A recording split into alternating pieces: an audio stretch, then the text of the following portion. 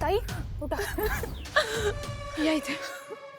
गौरी बघ ना ग, पैसे नाही दिले म्हणून मारतात माझ्या नवऱ्याला.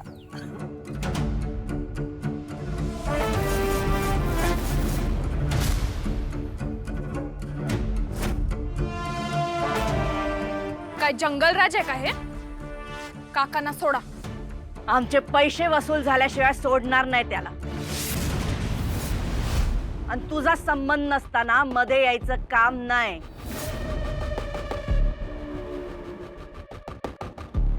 बजावून सांगतोय तुला. मीही बजावूनच सांगते. हे माझं गाव आहे आणि इथं कायद्यानंच वागायचं.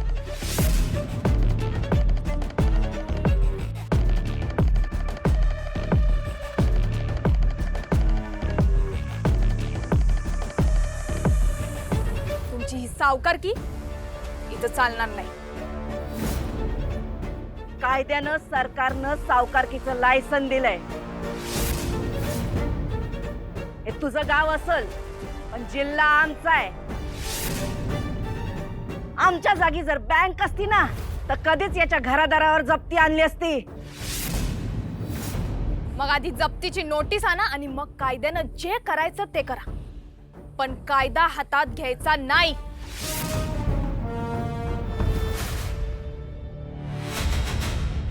या पोरीला बाजूला घ्या. सर, मीच कॉल केलेला तुम्हाला. पैसे वसुलीसाठी लोकांना मारतायत, गुंडगिरी दाखवतायत. आमचं शंकर राजे आल्यावर कळल तुला गुंडगिरी कशाला म्हणतात ते.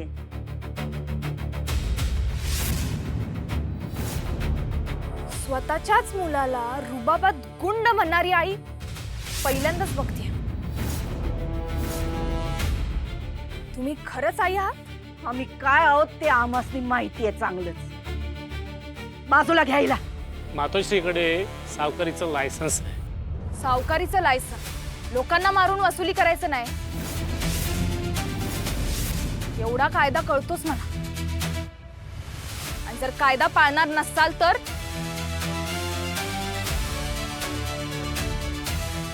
तुमच्या ह्याच सावकारकीच्या जाचानं किती शेतकऱ्यांनी आत्महत्या केले माहितीये तुम्हाला? कालच मोठी न्यूज आलती. तुम्हाला जे करायचं ते करा आणि मला जे करायचंय ते मी करणार.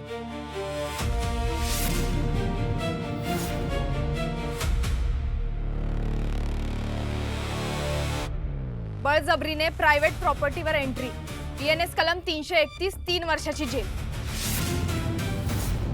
पैसे वसुलीसाठी मारहाण, BNS कलम 120, 7 वर्षाची जेल. कोणा मोठ्या माणसाच्या सांगण्यावरून ड्युटी न बजावलास BNS कलम 199, 6 महिन्याची जेल. पोलीस ऍक्ट 1861, 3 महिन्याची जेल, सॅलरी सस्पेन्शन.